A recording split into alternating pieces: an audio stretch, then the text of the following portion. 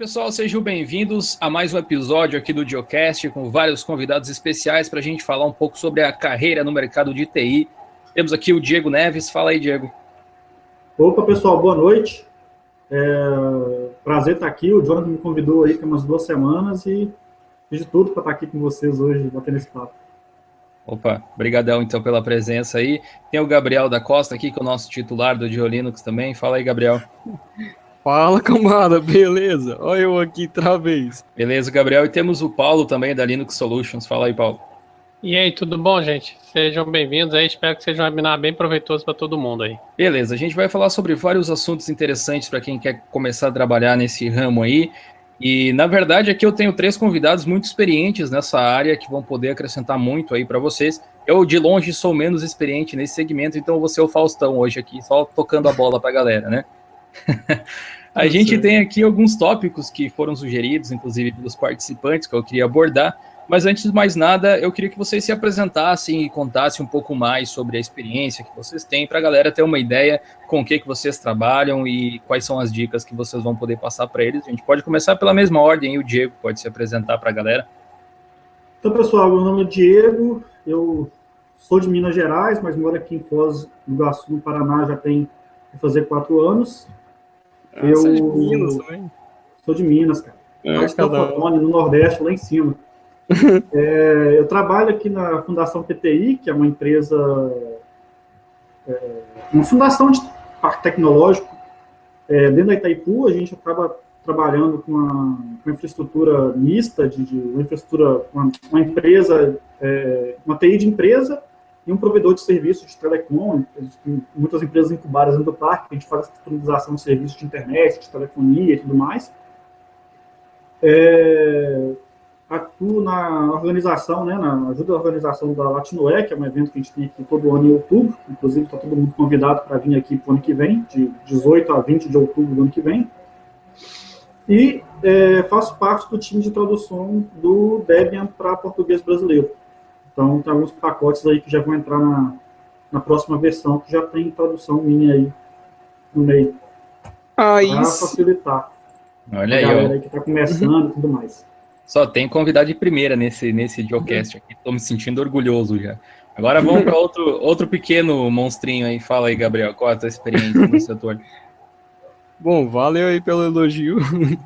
Então, a minha experiência, eu comecei como analista de sistemas em 2007 ou 2008. Trabalho dando suporte tanto aos servidores Linux quanto estações de trabalho também.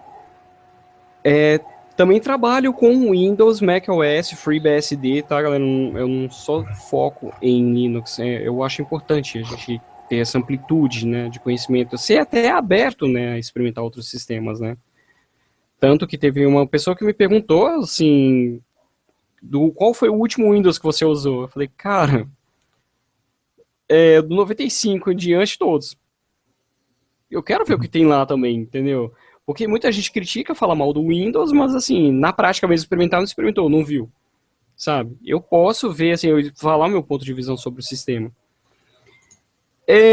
Também pela questão de, por exemplo, muitos usuários ainda utilizam Windows, então deixa eu utilizar para ver o dia que eu precisar dar o suporte à pessoa, eu sei como dar suporte, né? Já trabalhei em e-commerces, famosos no país, inclusive. Montei, inclusive, escritório de aqui na Vila Olímpia. Trabalhei em banco, empresa de telefonia, numa empresa que desenvolve um software para seguradoras. Trabalhei, por exemplo, em cartórios, dando suporte a servidores Linux. É muito forte o uso de Linux nos cartórios. Pelo menos aqui em São Paulo eu posso dar esse testemunho, assim dizer. E software livre de código aberto também neles. O escritório do Pelé, por exemplo, eu já dei suporte, que fez o filme Pelé, né? Eu dei suporte a ele.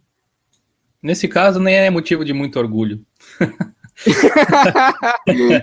Então, essa você pula, né? Porque deixa pra lá o seu filme. É uma beleza. Então, o estúdio em si era legal. Bom, eu trabalhei em outras empresas também, por exemplo, que desenvolve adesivos para smartphones. Bom, hoje em dia eu trabalho em uma empresa que faz exames toxicológicos, Eles fazem em pelo e cabelo, porque a droga fica durante 6 meses no corpo da pessoa. Mas eu presto suporte lá, né? Eu sou analista de sistema prestando suporte a Linux e Windows, Mac OS também. Bom, fui tradutor do manual caixa de ferramenta do Unix. Acho que todo mundo já acompanhou essa história, né? Desde que eu iniciei o canal. A distribuição Fantool. O que mais que eu já traduzi? Traduzi uma rede social aqui no Brasil, de português para inglês. Sou de BH, inclusive tenho que focar nisso também. Moro em São Paulo há 20 anos. E, bom, sou professor de inglês. Acho que tá bom, né? Tá bom, né? Dead's Little Monster é a Arlequina do time. Tá certo. Fala aí, Paulo. Conta a sua história aí também pro pessoal. E aí, pessoal, sejam bem-vindos. Eu sou Paulo Henrique. Ano que vem faço 40, embora não pareça. Aí sim. Parece Trabalho... 39, né? Parece que tem 39. Trabalho com Linux, quer dizer, conheço o Linux desde 97, né? Então ano que vem vou fazer 20 anos. E conheci na faculdade. E logo em seguida, 2 anos depois, abri a empresa Linux Solutions. Então a empresa tem 17 anos. 17. E trabalhei um pouco com desenvolvimento. Depois a gente fechou o desenvolvimento. Focamos mais em infraestrutura e treinamento. Além da Linux Solutions, que a gente faz consultoria, questão do treinamento, nós temos treinamento na escola Linux. E ano passado, com muito orgulho, embora eu não tenha muito tempo como empresário, né, você não tem muito tempo de traduzir, participar de comunidade e tal, mas ano passado eu acho que eu fiz uma grande contribuição para a comunidade, que a gente fez primeira semana do Linux, que foi um evento online, que a gente conseguiu pegar coletou 40 palestras, né? E passou isso durante uma semana, muito conhecimento, e depois eu liberei as palestras no YouTube de graça. Claro, depois, se a pessoa quisesse ter uma parte lá premium para ver os vídeos mais rebuscados, alguma documentação e tal, mas a parte toda em relação ao espírito mesmo do Linux, né? De software livre. E eu liberei essas palestras diferente do que geralmente os congressos fazem, né? Que eles passam uma semana e o pessoal perde uma palestra e tem que pagar um pacote inteiro, né? Mas eu vi que o Linux não tinha muito a ver com isso e acabei liberando as palestras. Esse ano a gente não conseguiu, né? Por motivos meio óbvios aí da economia, como é que tá, né? Vamos esperar ano que vem estabilizar. Foi um trabalho grande, mas gratificante. Assim como todos os dias, defender o software livre de maneira comercial e não comercial. Vamos em frente.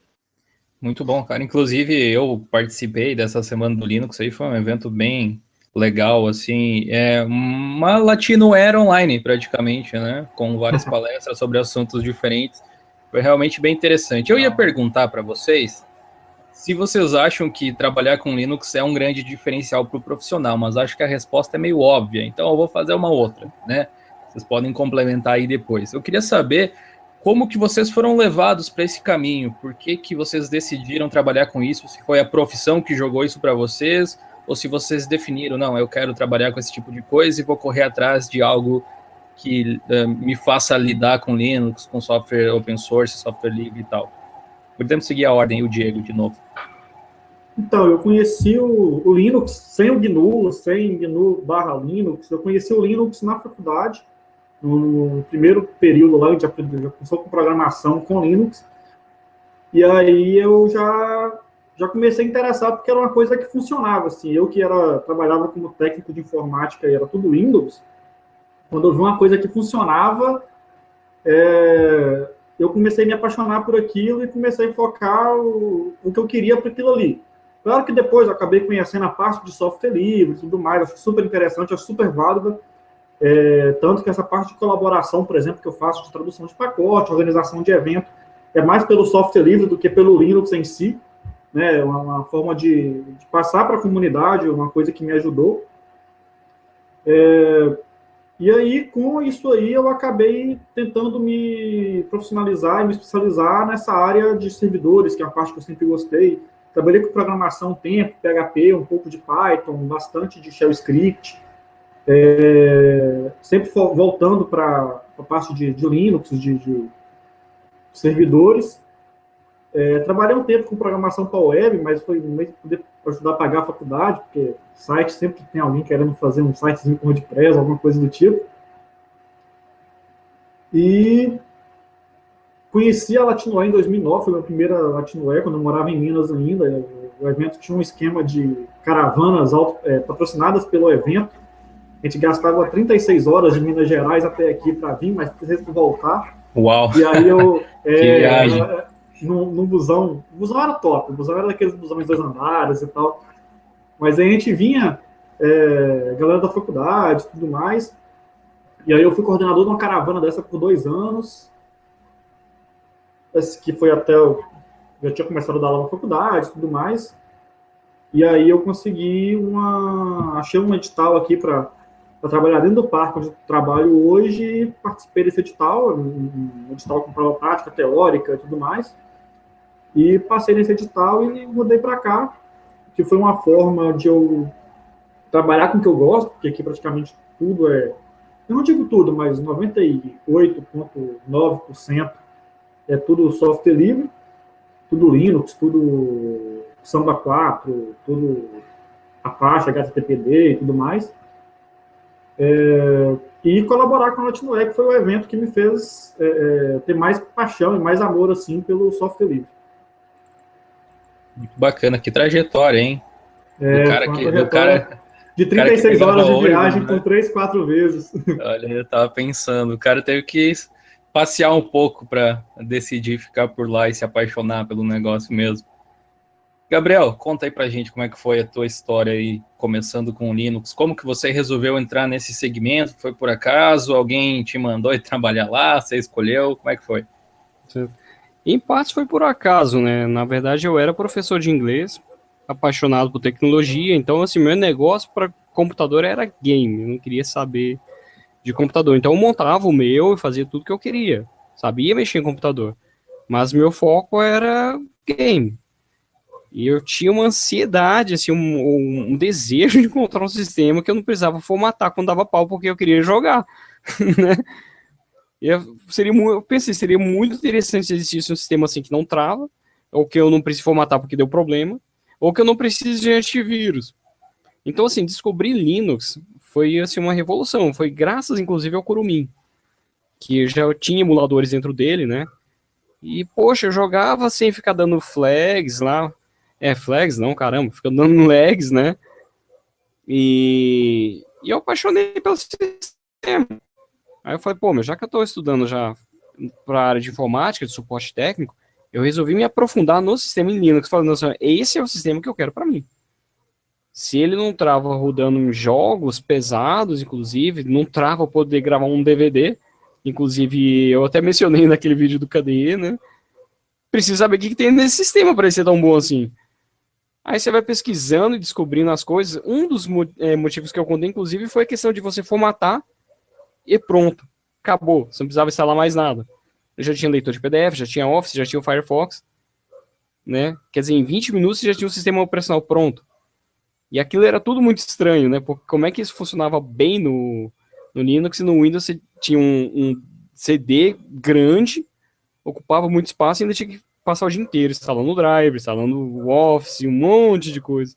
E no Linux não, eu falei, não, né, os caras estão de uma sacanagem, né, para esse sistema tá tão bom assim. Eu fui ver, uma das coisas que eu cheguei a pensar é o seguinte, foi assim, tá certo, meu CD aqui é pirata, né, uma cópia aí de alguém. Se no Windows você paga 700 conto para ter um sistema desse, imagina você pagar por um sistema não funcionar, a licença desse sistema aí deve ser uns 6 mil reais, né. Aí o cara vira e fala pra mim, não, é de graça. Eu falei, vai tomar banho, né? Que palhaçada é essa aí? Então foi onde eu comecei a estudar e eu queria descobrir bem da verdade. Não, pô, que palhaçada é essa? Que mundo é esse que a gente vive, que é todo do avesso? Então, assim, foi onde eu comecei a estudar e eu desejava ser analista em Linux. Era o meu desejo. Enfrentei várias barreiras, dificuldades, empresas não aceitar, mas eu não desisti. Era o meu sonho, eu queria trabalhar com Linux. E, por fim, hoje eu sou analista e eu defendo mais o lado open source do que do software livre. Eu defendo mais Linux do que questão de GNU. Eu acho interessante GNU, gosto de GNU. Mas eu defendo mais... Desculpa, gente. Eu gosto mais da ideia de Linux do que de GNU. as filosofias são diferentes, não tem como o pessoal achar que o Linux surgiu com a ideia de ser igual ao GNU, não. São sistemas com ideias, com propósitos totalmente diferentes. Mas em si foi assim, foi eu querendo trabalhar com Linux, um desejo de trabalhar com Linux, já que para ser suporte técnico, né, trabalhar na área de suporte, eu quero ser com Linux, não só de Windows. Você tinha comentado que acabou mexendo com BSD, com Mac também. Você acabou indo para esse segmento, digamos, Unix, né, para a gente abranger tudo, assim. De que forma? Também foi algum lugar que você foi trabalhar que tinha essas coisas? Ou... Sim. Graças a Linux que eu conheci Unix, né, conheci BSD, Solaris, HPUX, AIX, mas era só no livro. Quando eu fui trabalhar no e-commerce, o primeiro e-commerce que eu fui trabalhar, lá eu acabei... O pessoal sabia que eu sabia trabalhar com Linux, né?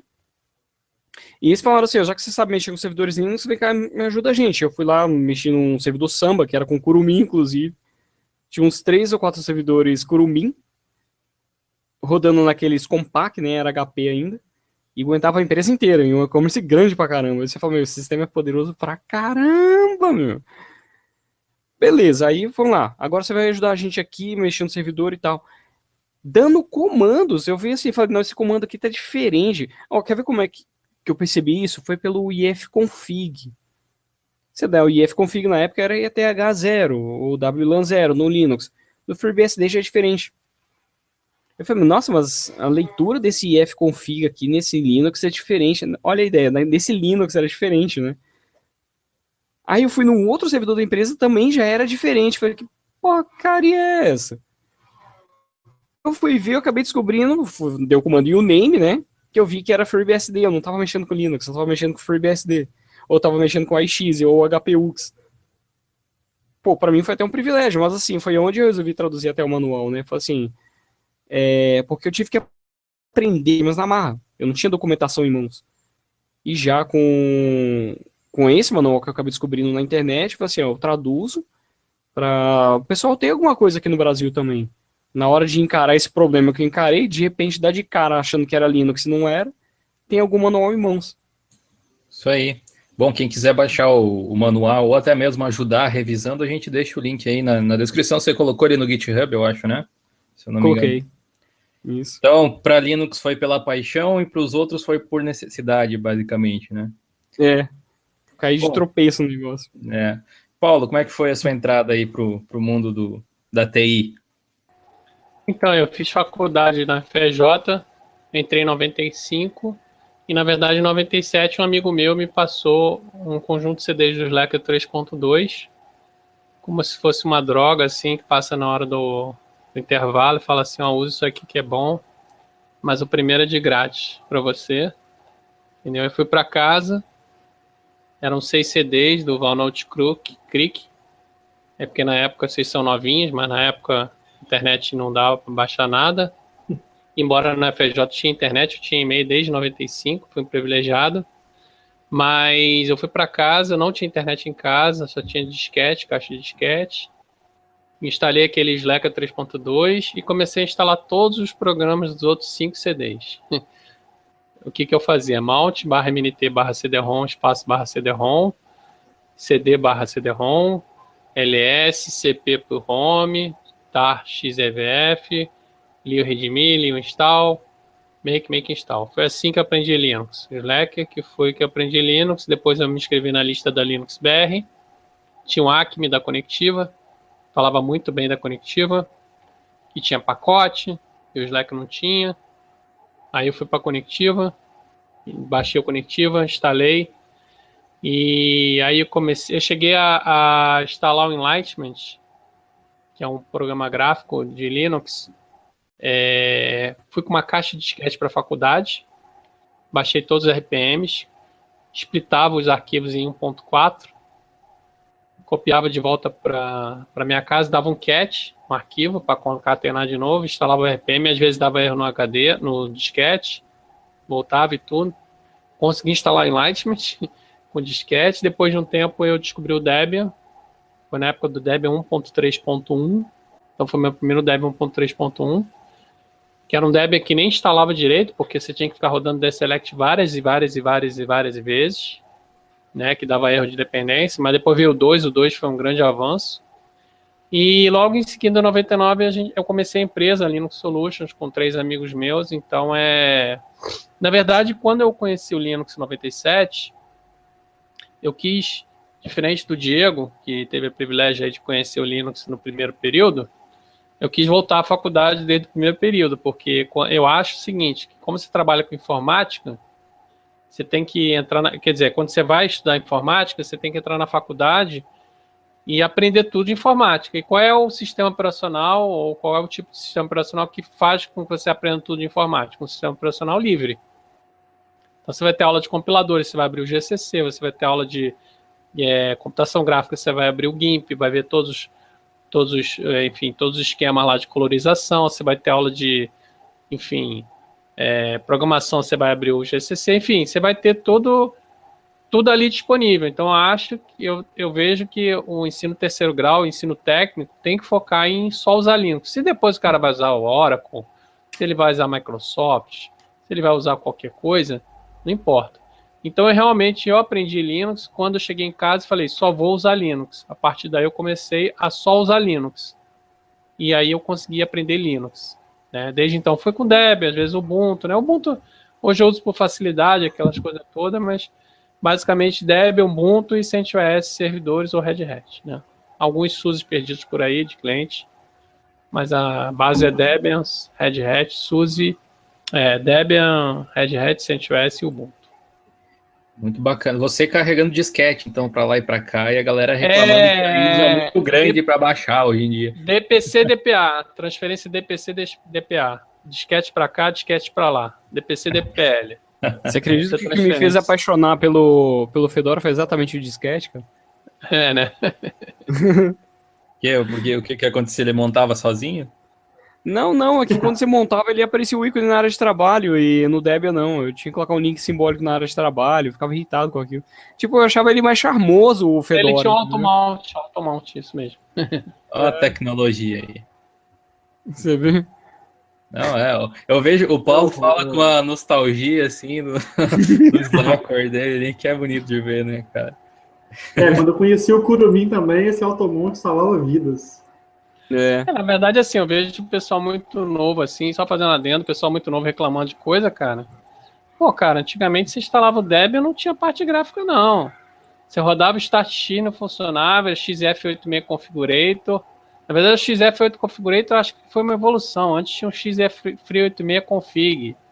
Você tinha que compilar kernel, make menu config. Eu tava conversando com os técnicos. Então, cara, hoje em dia o pessoal tá muito mal acostumado. Desculpa aí, pessoal novo que vai escutar isso aí depois, cara, tá muito mal acostumado. Eu tava conversando com os técnicos esses dias, o pessoal mais novo, que começou mais novo, conhecer Linux, nem tanto trabalhar com TI, mas conhecer Linux.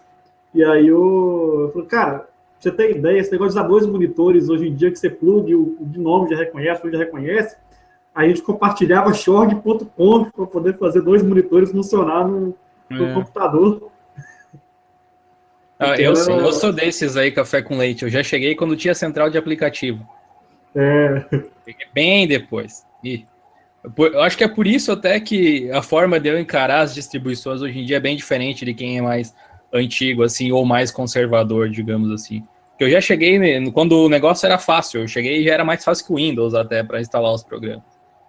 Hoje em dia a gente vê que qualquer distribuição praticamente tem as suas facilidades, e esse negócio aí do que o Diego falou de você plugar um monitor e já reconhecer, é uma facilidade que as pessoas estão tão acostumadas que qualquer probleminha ou dificuldade já vai ser motivo para o cara, né, chiar a respeito desse assunto, né? Hoje, falando dos monitores, tem um exemplo a citar de hoje que eu vi, que eu estava ajudando um cara lá, que ele conectava o HDMI dele no notebook, ele estava usando Manjaro, eu acho, e daí o vídeo saía no monitor, mas o áudio não, ele não sabia que tinha que escolher a saída de áudio lá e tal. Coisas desse tipo, né? Então, imagina se tivesse que configurar os arquivos ainda bem que o negócio evoluiu, e evoluiu rápido, né? Por não ser necessariamente um sistema desenvolvido para o mercado final, a princípio. Hoje em dia a gente tem distribuições com esse foco. mas muito do que o Linux evoluiu nos últimos tempos aí foi simplesmente pela boa vontade e pelo apoio da comunidade que estava em torno desses projetos aí. É muito bacana de ver. É uma prova, assim, um case de sucesso de que muitas pessoas envolvidas com um objetivo em um único projeto fazem com que ele aconteça da melhor forma possível. Sempre que eu penso que alguém fala assim, não precisa instalar via apt-get, ou VI1, DNF lá, só baixar e compilar. Aí eu penso nas horas de trabalho que o cara que criou um gerenciador de pacote teve para poder fazer aquilo funcionar e corrigir as dependências que foram perdidas. Eu sempre digo para o cara que fala isso num grupo, se a sua mãe está utilizando o Linux, diz isso para ela quando ela precisar baixar um programa. Aí você vai ver a resposta, mas meu filho, o que é compilar? Aí você consegue perceber que a massa de usuários de computador, ela não é nem um pouco técnica, ela quer, no melhor estilo, clica, vai. Quanto menos clique tiver, ainda melhor, né? Tem uma frase que o pessoal gosta bastante por aqui, que é: se o que você acabou de aprender, você não consegue explicar para sua avó, você não aprendeu nada. Então, assim, se o sistema que você está usando e fala que é muito bom, se uma pessoa que não é da área de TI não consegue utilizar, é um sistema que não serve para o intuito dele, que é ser utilizado. Então, por exemplo, minha esposa, ela é pedagoga e ela usa Debian no notebook dela. Mas quando eu tô na rua, assim, ela tá vendo um seriado, uma coisa assim, você não vai acreditar, eu consegui baixar a legenda de um seriado. Lá pelo VLC, que você clica lá e ele busca a legenda automaticamente. Então, assim, assim mesmo. Porque é uma coisa muito simples, você só tem que ler, né? Você não precisa compilar nada, só tá lendo a instrução do sistema que funciona. Então, eu acho que o software livre venceu nesse quesito, de hoje ele pode ser utilizado, ele pode libertar qualquer pessoa, e não só a pessoa que sabe compilar o kernel. Exatamente. E o mais interessante é que ele deixou para trás resquícios de que quem quer fazer isso pode ainda fazer, né? Quem tem, é uma coisa opcional, não é algo que vai ser empurrado para você. Se tal distribuição ela é muito hardcore na forma de se utilizar para você, você vai para uma um pouco mais friendly user ali, né? Se você quer algo que você tenha mais controle diretamente com os arquivos, quer compilar e pá, você vai encontrar uma solução para você também. E às vezes na mesma distribuição você vai encontrar duas variedades que atendem aos dois segmentos. Isso que eu acho legal de Linux, é você ter não só uma opção, você tem várias opções para tudo, atende todo mundo. Isso aí. Eu participei de um projeto uma vez de migração para Linux de uma prefeitura. Não vou falar de onde é, porque eu nem sei como é que ficou depois que eu saí da região lá. Mas era basicamente assim, o pessoal utilizava o Windows com Office, com Corel, com o que fosse lá que eles necessitassem. E aí o pessoal já queria chegar instalando Linux e não sei o que. Eu falei, não, vamos fazer o seguinte, deixa o cara com o Windows dele, que ele está acostumado com as barrinhas, com tudo lá no lugar, com as telas azuis e tudo mais. E faz o seguinte, instala lá o LibreOffice, instala o Inkscape, instala o GIMP, deixa o cara se familiarizar com aquela ferramenta primeiro, porque a ferramenta é o cara trabalha, o cara não usa o sistema operacional, tipo, o cara não usa partes músicas do sistema. Ele quer que o sistema que ele precisa gerar uma imagem, que ele gerar um documento, funcione. E aí a gente começou a instalar o LibreOffice nas máquinas de todo mundo e tudo mais, e deu uns treinamentos assim, básicos, porque fala-se, por exemplo, que o Excel tem muito mais funções, funcionalidades que o Calc, mas 93%, se não for mais, nunca vai precisar dessa funcionalidade. O pessoal só quer fazer uma planilha, no máximo uma soma e uma média, que isso o LibreOffice faz muito bem. Então, depois que o pessoal estava acostumado com as ferramentas que eles já estão utilizando, que é o LibreOffice, o GIMP, o Inkscape, a gente foi trocando por Linux. No caso, era um Ubuntu, que na época ainda era o Gnome 2 que estava lá, que era muito lindo, por sinal. Bem nessas aí. É uma coisa que a gente já falou várias vezes aqui, porque às vezes a gente vê, pelo menos eu vejo, como eu tenho contato com muita gente que está iniciando, ou, digamos assim, entre aspas, os entendidos, né? Você vê muita discussão entre pessoas querendo dizer que um ambiente gráfico é melhor, que não sei o que lá, mas ou uma distribuição é melhor que a outra, seja lá qual for o motivo que o cara aponte, né? Mas no fim das contas, o que importa é o trabalho que você vai realizar. Quando o cara me vem assim, diz assim, porque no Arch Linux, o Arch Linux é melhor em tudo. Aí você fala assim, eu como usuário de Ubuntu, ou o Gabriel, ou o Diego como usuário de Debian, o que você faz no Arch Linux que eu não consigo fazer aqui? Exato. O que vai mudar é a forma com que você faz, não o resultado final é basicamente a mesma coisa. Por isso que é uma discussão inútil você querer colocar essa melhor interface, essa outra é melhor distro, assim. O que você tem a escolher, na verdade, é a forma com que você vai elaborar o teu trabalho, a forma com que você vai fazer. E isso vai variar, é claro, de opinião para opinião. Mas é uma discussão bem inútil. Mas vamos retomar aqui o nosso assunto sobre o mercado de TI. Tem uma pergunta bem legal aqui para fazer para vocês, porque eu acho que pode mudar, de repente, a concepção das pessoas em relação à profissão. Que é o seguinte, alguns tempos atrás, aí eu acho que deve fazer uns 2 meses ou 3 já até, a gente teve um episódio sobre certificação LPI do Geocast, e nós também tivemos um episódio sobre Docker. E a gente discutiu um pouco sobre essa questão de ser certificado ou não ser certificado. E eu gostaria de saber de vocês, que têm bastante experiência nesse segmento, se certificação é mais importante do que experiência ou conhecimento, ou, né, se essas coisas se complementam, você vai conseguir um emprego mesmo sem ter certificação. O que vocês acham a respeito disso? Quem fala? Se quiser, eu falo uma coisa. Vai lá, pode falar. Tá. Assim, a certificação eu acho importante. Mas, assim, uma coisa que eu vi até um cara falar numa palestra sobre LPI é que, assim, certificação pode ser gabaritada. Então, não necessariamente o cara tem conhecimento. Ela é importante, por exemplo, para você te dar uma credibilidade. Só que conhecimento não tem como você trocar. Esse é o conhecimento que ele tem pelo outro que tem a certificação. Eu conheço um cara, por exemplo, que ele passa à frente de todo mundo sem ter a certificação. Ele nunca teve certificação Linux, é o melhor cara que eu conheço para, se você quiser uma informação sobre o protocolo TCP/IP, é o melhor que eu conheço. Quando eu comecei a trabalhar com Linux, na verdade, quando eu conheci Linux, ele já tinha 7 anos de experiência com Linux. Já tinha trabalhado em bancos grandes, já tinha montado servidores. Hoje ele é muito contratado para invasão. O foco dele é muito nisso, assim, simplesmente pentest, essas coisas. Hoje o maior foco dele é isso. Mas, assim, o problema de não se ter uma certificação é você provar que você conhece aquilo. Sabe? Que na hora de você apresentar e fazer uma entrevista, você não tem nada para provar em mãos, fica difícil. É importante ao mesmo tempo que não é. Pergunta capciosa para você, então. Se você fosse o chefe aí, se você fosse o cara que contrata, você tivesse que contratar alguém para cuidar dos teus servidores ou do teu parque de servidores na empresa, como é que você faria a entrevista? Você olharia a certificação? Como é que você faria um teste com essa pessoa? Eu acharia mais interessante até um teste prático. Foi o que fizeram comigo uma escola que eu trabalhei. Falaram assim, você tem conhecimento em Linux? Bem cá, beleza. Aí eles me entrevistaram, não sei o quê. Aí eles falaram assim, você pode mostrar alguma coisa pra gente? Na época, inclusive, na escola era conectiva 8. Eu falei assim, não sei, eu posso...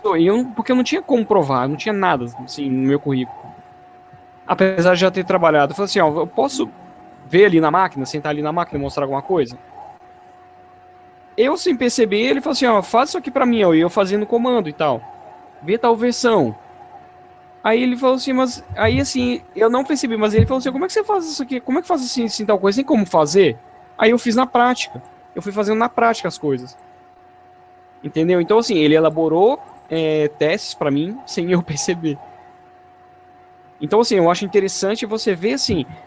Ainda mais com a internet hoje, gente, sabe? É muito melhor, assim, eu quero ver o LinkedIn do cara. Eu quero ver, assim, ele, por exemplo, GitHub, ele tem alguma coisa no GitHub? Alguma experiência, não necessariamente GitHub, mas alguma outra experiência, o que ele carrega no currículo dele. Tanto que, assim, eu conversando com um rapaz que ele é da área de design, ele falou, Gabriel, mas eu não tenho nada para provar. Eu atendi tal cliente. Eu falei, meu filho, isso aí já é prova. Põe no seu currículo.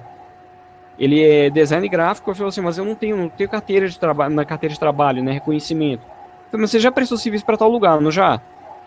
Meu, printa, mostra o site do cara que usa a sua imagem, que você fez design gráfico, isso ali é uma prova. Na rede social que eu trabalhei, inclusive, teve um programador de jogos que foi contratado, porque ele falou assim, se tem alguma coisa para me mostrar, ele sacou o celular e mostrou o jogo que ele fez.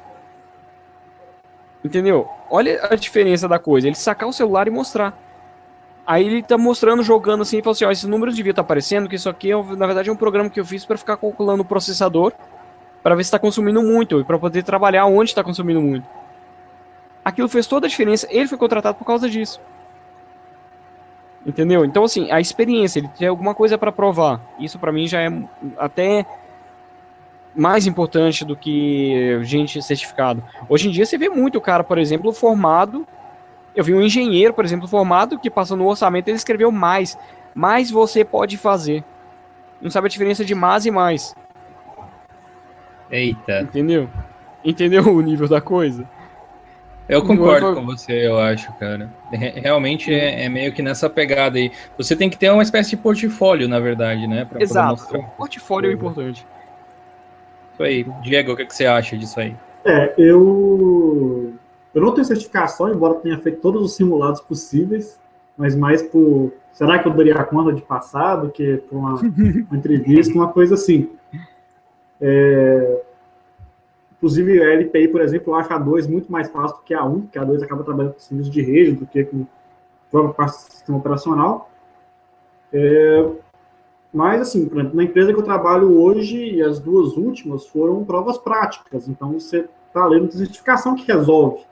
A certificação é um meio para você chegar até a entrevista, ou alguma coisa do tipo, a prova prática. Depois que você está ali, Exato. você pode ter um LPI 3, todas as CCNAs, CNPs possíveis, que se não souber fazer, não vai.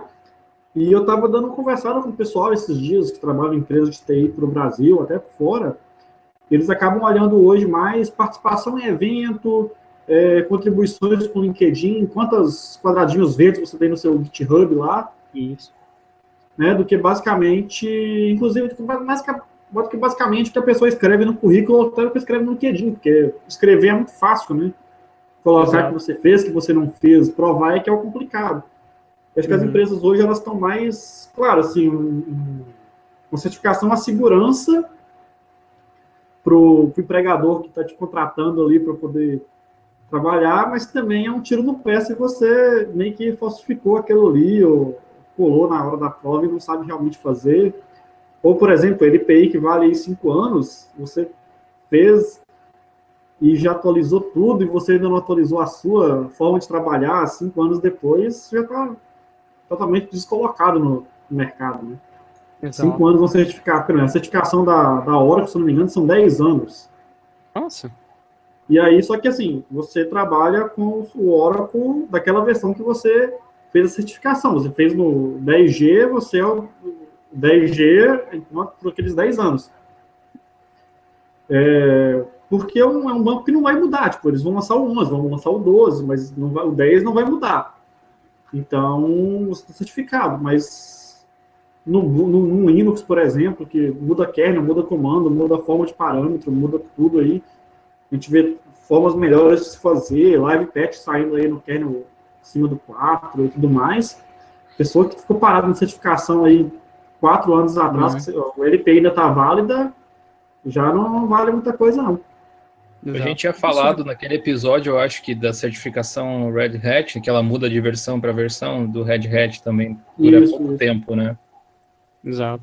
Porque, na verdade, assim, a gente tem algumas máquinas com Red Hat CentOS 6 e algumas com Red Hat CentOS 7. Realmente totalmente diferente, assim, a forma de trabalhar, a diferença de uma versão para outra. O 7 é muito mais fluido, porque tem, tipo assim, todos os problemas que foram encontrados na 6 foram corrigidos para 7, ou a grande maioria. O System D é uma forma totalmente de trabalhar do que do... Inclusive, por exemplo, quem acaba tipo, aprendendo o System D se vira com qualquer Linux, ou que tem o System D, tipo, se é Debian, se é Ubuntu, se é CentOS, se é Red Hat, se é Fedora, tipo, a forma de tratar os logs é a mesma, a forma de tratar a parte de configuração de rede com Network Manager é a mesma, o FireD, configuração é a mesma. Então, até para, por exemplo, quem automatiza as paradas com Puppet, coisas do tipo, ficou muito mais simples. A gente tinha vários cases de, tipo, do arquivo de Puppet.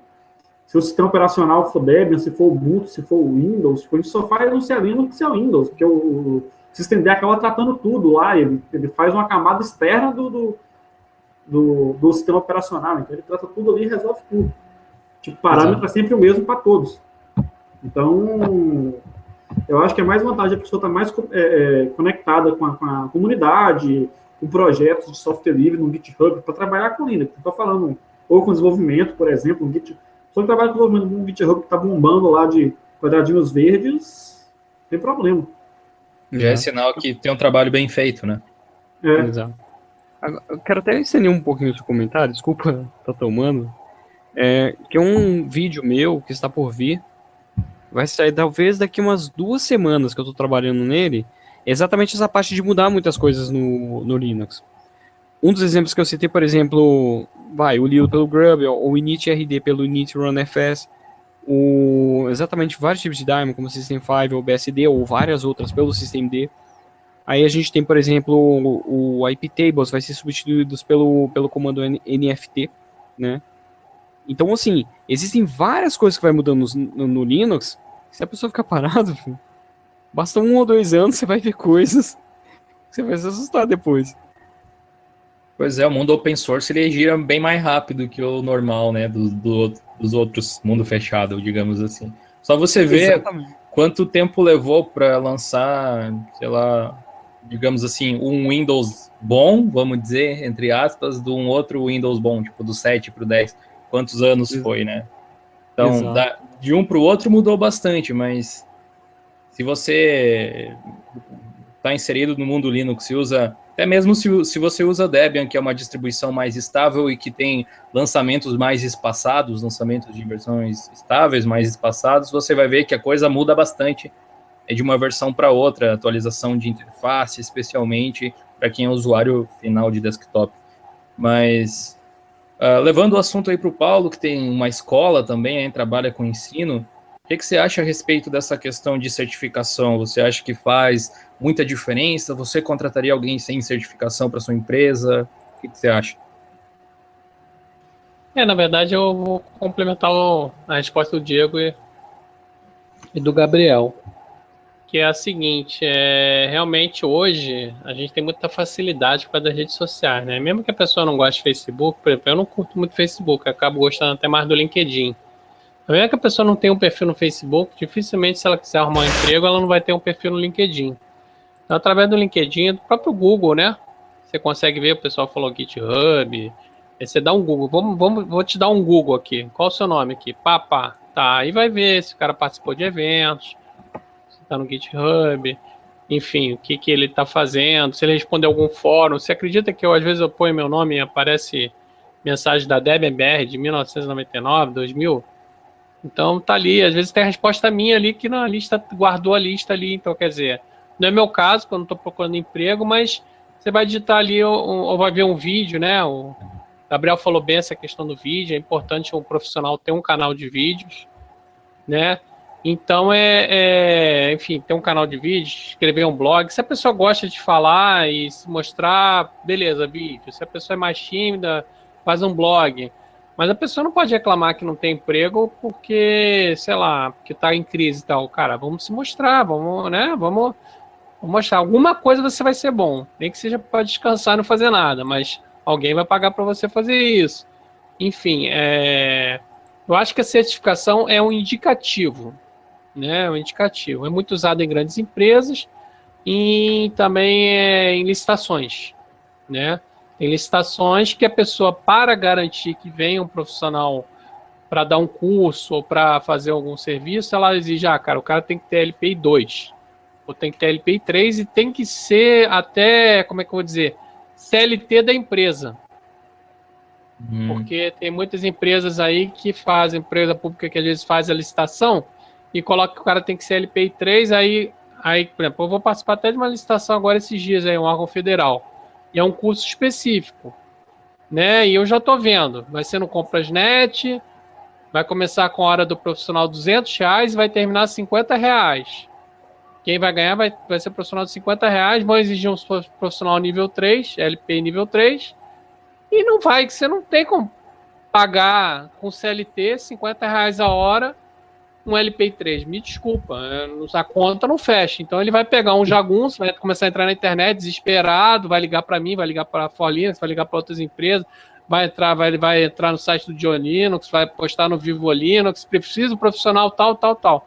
E você vai ver que é uma empresa de fundo de quintal que vai estar procurando um profissional nível 3 que não é um profissional que ele tem um CLT, não tem um vínculo formal com o CLT dele. Não estou defendendo CLT ou não, estou falando da questão de você realmente estar empregando um profissional desse sentido. Então, é um indicativo. Então, o LPI é um indicativo em questão LPI ou Red Hat, né? Grandes empresas, licitações, em geral. Uma entrevista em geral, mesmo que você vá trabalhar numa pequena média empresa, eu acho que se você entrar numa pequena média empresa e gosta de trabalhar com Linux, ou até outras ferramentas, né? Pô, cara, se você está trabalhando, está sendo empregado, cara, busca uma certificação. Até porque o seu chefe vai ver, pô, o cara está se certificando. Entendeu? Vou aumentar ele, vou valorizar ele. Se ele não te valorizar, outra pessoa vai valorizar. Entendeu? O que você não pode é ficar parado. É o que o pessoal falou aí. Tem um LPI 1 que fez há 10 anos, tem um Oracle que fez há 5 anos, né? E aí? Né? E aí? O que a gente faz nisso, né? Então tem que estar sempre... Eu, pessoalmente, eu não tenho as certificações LPI. Eu já até botei no meu to-do aqui de ter certificações LPI, mas eu acabo sendo muito comercial hoje. Mas é uma coisa que talvez um dia eu tire para dizer, eu também tenho certificação LPI. Embora eu acredite que a LPI 1 e 2 eu consiga tirar, se estudar. Embora não seja uma coisa que eu não tenho que fazer isso mais tecnicamente. Eu acabo tendo que fazer, às vezes, cobrir um técnico e tal, mas eu não tenho obrigação. Mas eu tinha vontade de fazer, se as coisas ficarem mais tranquilas assim de trabalho, quer dizer, nunca, né? Mas enfim, estudar e passar, porque eu achei interessante. Eu trabalho com Linux e tal, tem LP 1, 2 e 3. Mas, voltando. Gente, foca no blog, foca no YouTube, foca no LinkedIn, foca em entrar no Diolinux responder pergunta, foca em entrar no Vivo Linux responder pergunta, foca em Latinoware, no Fizzly, vai nos eventos da sua cidade, participa do Stalfest, vai GitHub, coloca projeto lá, participa porque, cara, com certeza você vai aparecer na internet. Então, respondendo, certificação é um indicativo. Isso que você falou é um negócio bem interessante, dependendo de como você que está aí nos assistindo, nos ouvindo, encarar a sua opção de trabalho. Dependendo do cargo, dependendo do setor, a certificação, o fato de você ter ou não certificação, ele é um ponto de corte, né? Eles vão escolher dentro das pessoas que já têm uma certificação que, em tese, seja o melhor do melhor. A gente sabe que isso não necessariamente porque, afinal de contas, a certificação em si é apenas um papel, como o pessoal falou, vai fazer toda a diferença em como você lida com as situações e o seu conhecimento efetivo. Acho que foi o Diego que falou que o cara pode gabaritar, ou o Gabriel, não lembro, né? Acho que os dois. Vocês comentaram a respeito disso, então... É aquela coisa, é a mesma coisa de certificado, sabe? Que eu falo para os meus alunos ali dos cursos que eu ministro. O certificado, ele pode até te ajudar, de alguma forma, a conseguir um emprego, de repente, né? Dependendo de como for a seleção dessa empresa. Mas ele não vai te manter lá, caso você não seja competente. Então, um caso que aconteceu aqui, por exemplo, não estou falando que eu sou muito melhor do mundo, longe disso. Por exemplo, a empresa que eu trabalho hoje, quando ela abriu o edital para contratação, ela tinha um formulário, que era um currículo do padrão dela para ela poder fazer a conta dos pontos e tudo mais. Então, a certificação valia tantos pontos, a certificação valia mais pontos. Por exemplo, tinha uma LPI 3, tinha mais pontos do que eu tinha em todos os pontos juntos, que era uma faculdade e experiência de trabalho, basicamente, porque eu não tinha certificação, não tinha pós na época. E aí eles chamaram os 10 primeiros para poder fazer a prova teórica e prática. E aí os primeiros que passassem nessa prova teórica e prática, os que forem melhor aprovados, ou quem ficasse acima da média de corte, seria chamado para entrevista. Acabou que nos 10 primeiros ninguém foi para entrevista. Nossa. E aí chamaram mais 10, eu estava no meio desses 10, e só eu que fui para entrevista. Então a certificação, ou o mestrado, ou a pós, não contou tanto porque era uma forma de entrar numa seleção prática e teórica Então tinha questão desde montar um SQL, achar um erro no SQL, na prova prática, na prova teórica, desculpa, até fazer um servidor da boot faltando alguma partição, uma partição montada errada, uma partição corrompida, alguma coisa do tipo, que você tinha que fazer ela funcionar. Então, assim, a certificação era um quesito de entrada, mas era um quesito de garantia, porque era a própria prova prática e teórica, ela já cortava uma galera.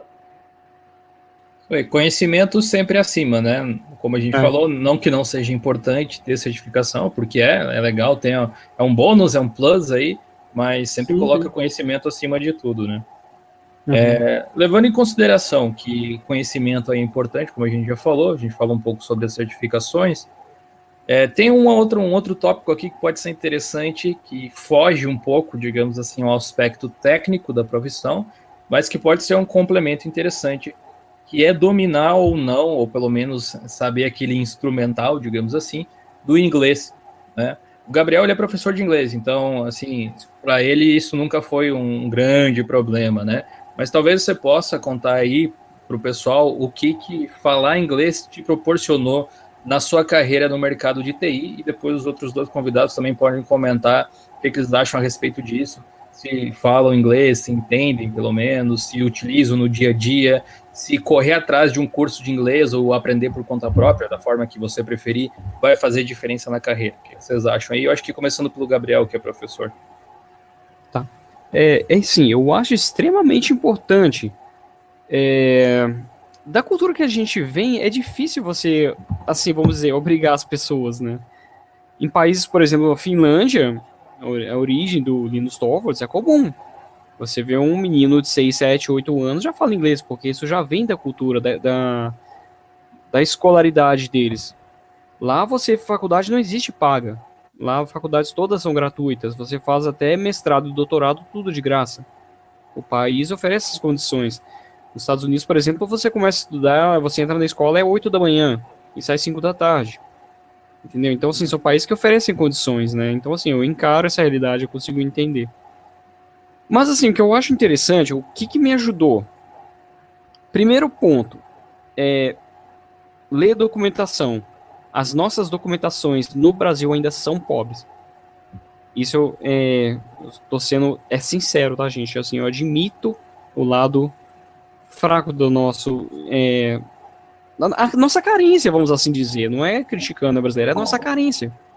Falta pessoas como o Diego para traduzir documentação. Não precisa escrever uma documentação do zero.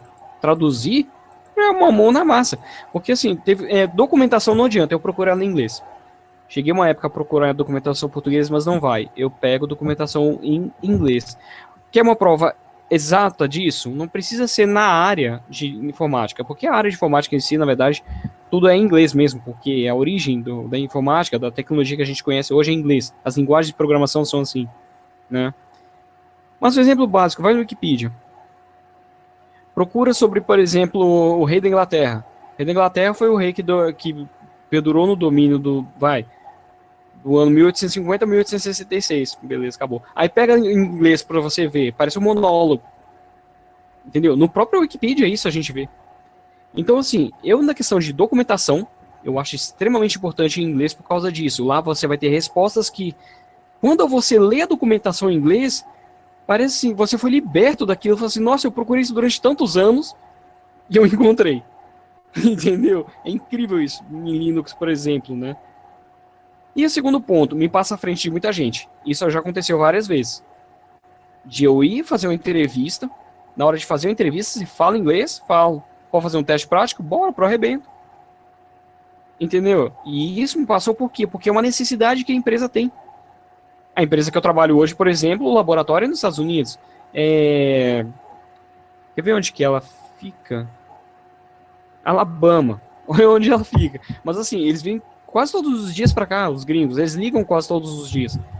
Ah, Gabriel, preciso conectar o Wi-Fi. Beleza, já me largam lá, eu vou lá conversar com o cara, atendo a necessidade dele, onde é que tem ponto para poder conectar energia, onde é que tem Wi-Fi, qual que é a senha do Wi-Fi, eu já faço tudo.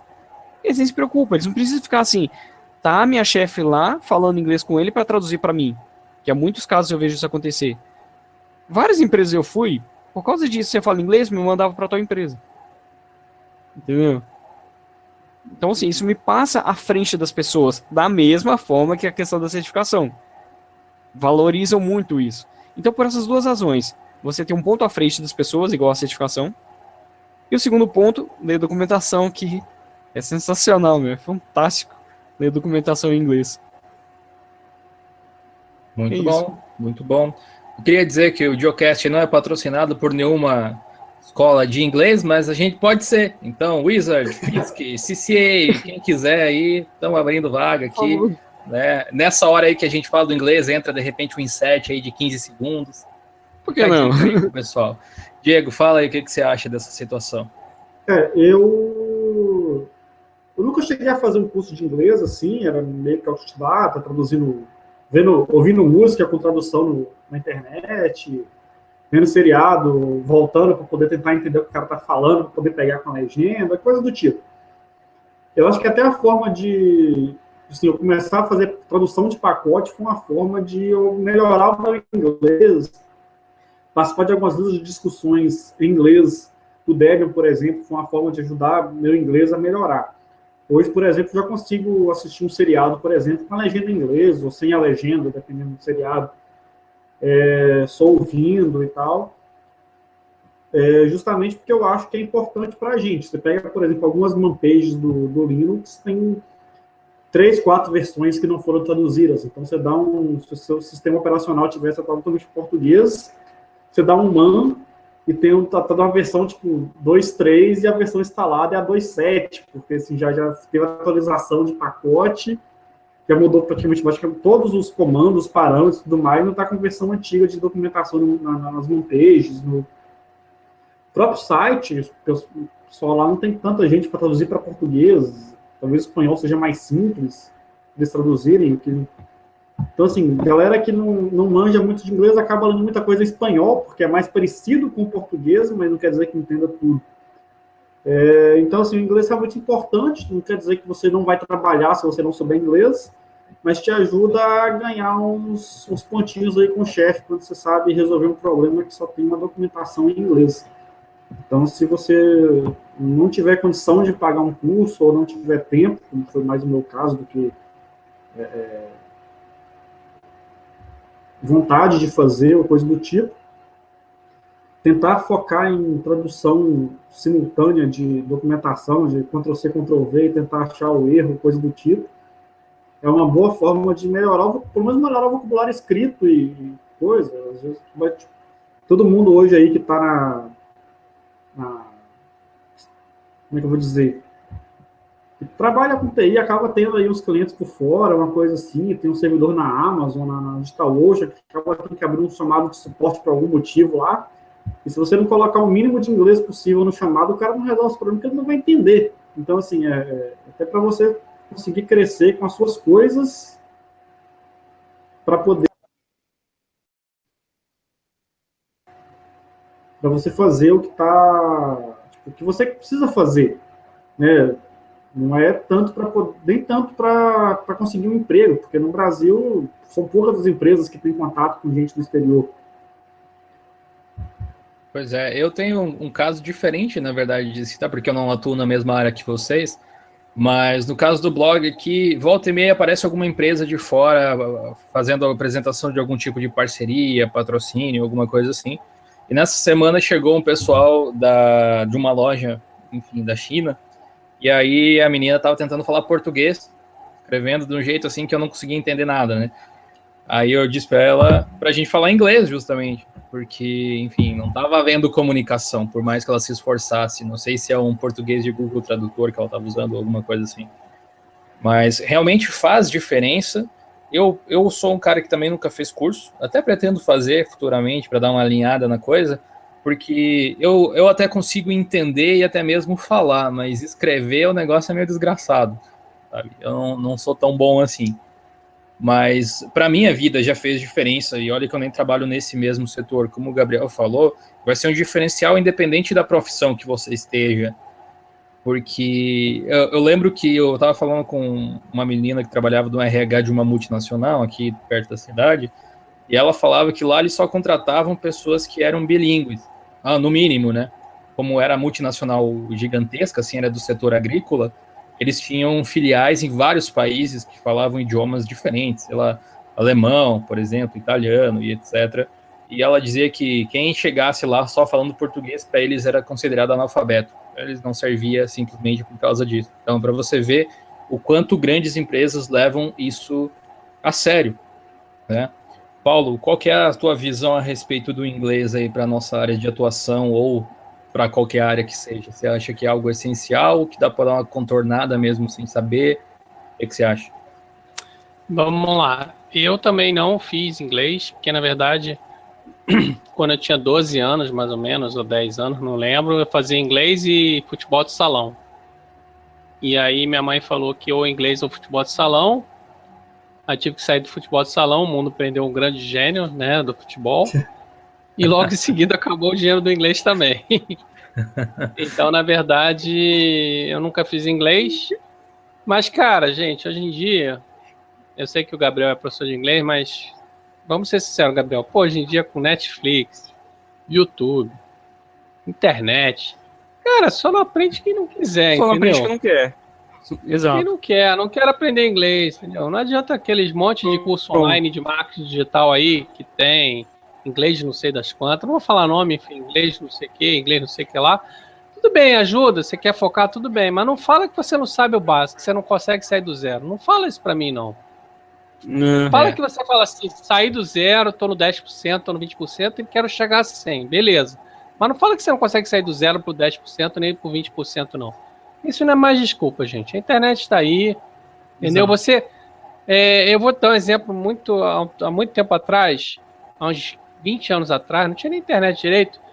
Os meus tios, né, na época eles eram novos, eles foram para os Estados Unidos com a minha avó. Cara, aprenderam inglês como? Eles ficavam o dia inteiro trancados no apartamento vendo televisão. Você tá entendendo? Então, em 3 meses ele estava sabendo todos os palavrões, tudo em inglês. Por quê? Por causa da televisão. Eu aprendi a xingar com o GTA, por exemplo. Por aí. Já é uma coisa. Então, e o inglês que a gente precisa, voltando à questão da carreira, né, que é o foco aqui do podcast, cara, o inglês que você precisa é basicamente ler manual, né, ler na internet e tal, ver uma documentação, não estou conseguindo chegar a alguma coisa, e falar uma coisa ou outra, como o Gabriel falou, where is the Wi-Fi? Oh, it's here, it's there. Enfim, enfim, coisas simples, não vai precisar de uma coisa muito rebuscada, um romance em inglês. Então você tem que saber o básico, você tem que saber ler bem, né, saber escrever bem, ou seja, mesmo que você tenha um Google Translate ali, você pode até usar o Google Translate ali para abrir um chamado em inglês, numa Amazon da vida, numa Digital Ocean, mas você tem que dar uma olhadinha se aquele inglês ficou muito macarrônico. Porque se seu português já é macarrônico, o Google Translate não vai ser sua solução. Você tem que ter um bom português para você ter um bom inglês. E você enviar completando, e já basicamente essa questão que o Gabriel falou, já também na minha profissão, né, a pessoa às vezes você entra num site, americano é muito assim, dinheiro, negócio, né, então às vezes você entra num site, acho que semana passada eu entrei num site, que eu queria mudar uma coisa de rede social aqui da minha empresa, achei que o produto era até barato, o produto é, sei lá, $4.000 por ano, negócio absurdo, mas entrei no site que eu tava vendo, o pessoal tava falando bem, coloquei lá, quero fazer um demo. Cara, no mesmo dia o cara me ligou. Lá dos Estados Unidos, no meu celular, um número, sei lá, maluco. Hi, Paulo, how are you? I'm fine, thank you. I'm from company X, Y, enfim, começou a falar. E a gente teve que desenrolar, a gente desenrola, entendeu? Então, quer dizer, você tem que saber pelo menos isso. Você vai ter que falar com alguém. O básico, você pode falar, please speak more slowly. I'm from Brazil, I'm Brazilian. I'm Portuguese, I only speak Portuguese and a little, very well English. E por aí vai. É importante se comunicar, velho. É importante se comunicar. Fica lá no The Books on the Table, repeat. Lembra do comercial? Então, acho que é isso, gente. Acho que você tem que saber o básico de ler e escrever, né? E o básico também de falar. Então, cara, o básico de ler, escrever e de falar, cara, se você correr atrás, você consegue. E um curso, claro, vai te dar um diferencial, como o Gabriel falou, né? Esse é o Eu tal acho que é do inglês instrumental que eu tinha falado, que é você saber pelo menos isso. as palavras e o conteúdo da área que você atua, né? Porque a minha namorada, por exemplo, ela dá aula de inglês, né? Ela é professora também. Só que se eu colocar ela para ler um texto dito técnico, tipo alguns posts que eu faço, ou algum material de fora, assim, dá para ela ler, ela até consegue entender o que está escrito, só que ela não consegue, da mesma forma que se fosse em português, ela não entenderia os termos técnicos, entendeu? Então, se você trabalha com Linux, você tem que conhecer esses termos técnicos em inglês. Porque muitas das coisas que a gente fala hoje em dia, mesmo nos próprios vídeos que a gente faz, no caso do YouTube, aí, o Gabriel faz vídeo, o Paulo também faz lá no canal da Semana do Linux de vez em quando. Volta e meia você coloca uma palavra em inglês, você coloca alguma coisa nesse sentido. E, curiosamente, eu tô vendo que a gente, do YouTube brasileiro, de Linux, está chamando a atenção do pessoal de fora, porque eu já vi alguns canais de amigos meus aqui, a gente colocar, por exemplo, assim, essa semana, por exemplo, teve um caso, OpenSUSE 4.2 Leap Review, né? Aí o cara vinha lá descendo o cacete porque o título estava em inglês, só que o conteúdo não estava, né? Quando, na verdade, a gente fala review aqui no Brasil também, é um estrangeirismo que a gente importou, sabe? Da mesma forma que você fala, sei lá, mouse, hot dog, kernel, por exemplo, a gente não fala, núcleo Linux lançado, tal, a gente fala o kernel Linux, né? A gente não traduz certas coisas, então você conhecer, digamos assim, as palavras que fazem parte daquele universo que você trabalha, já vai te dar uma vantagem, porque aquele inglês 100% shakespeariano, assim, nem os caras que moram, que nasceram nos Estados Unidos falam, né? Você vai encontrar, do mesmo jeito que se encontra aqui, que nem o Gabriel falou lá no início, o cara que escreve mais ao invés de mas, lá você vai encontrar gente fazendo essas barbaridades no inglês também. Não existe um negócio perfeito. Então, você não precisa se estressar por você dar uma enrolada na hora de falar ou não conseguir entender alguma coisa. Faz como o Paulo falou ali, pede para falar de novo, pede para falar devagar, porque afinal de contas não é a sua língua nativa. Do mesmo jeito que se você falasse português com o cara lá, não ia rolar direito, né? Eu acho que é mais ou menos isso. Vocês têm alguma coisa a mais para acrescentar? De repente, alguma dica de estudo de inglês aí? Como que vocês aprenderam? O que vocês acham que ajuda? Falaram de seriados e tal. Tem alguma coisa a mais que vocês gostariam de acrescentar? Só complementar, eu acho que se quiser aprender inglês, tem que ser igual aprendi Linux. Só usa Linux. Então, se quiser aprender inglês, só usa inglês. Pronto. Boa. É uma boa, Foca né? nisso. Foca nisso. Se você tiver alguém para falar com você em casa, melhor ainda. E vocês combinem só falar inglês. Chega em casa, fez seriado só em inglês, filme só em inglês. Cara, não tô conseguindo. Vai conseguir. É igual você ir na academia. Primeiro dia você consegue andar 100 metros, segundo dia 100, 200, 300. Daqui a pouco você tá correndo 5 km, daqui a pouco você tá correndo 10 km. Então tem que ser isso. Exatamente. Dicas eu teria um monte, né? Uma Por coisa exemplo. que a gente costuma falar. Pode falar. Tá, uma coisa que o Heriberto, inclusive, sempre fala nas palestras dele de como colaborar com o dev e tudo mais, é que quem melhorar com o inglês pode participar das listas de usuário de dev em inglês.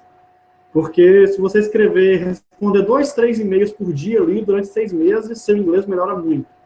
Porque o cara que está pedindo ajuda, ele não está querendo saber se o seu inglês é perfeito, ele quer a solução do problema dele. E você escrevendo o seu texto em inglês, tentando traduzir para o português depois com o Google Translate, um Bing, sei lá, alguma outra forma que traduza um texto pronto, e o seu texto traduzido do inglês para o português ficar legível, quer dizer que o seu inglês está bom, o seu inglês está tecnicamente legível. Então o cara resolveu o problema dele, você treinou uma escrita, tá bonzinho.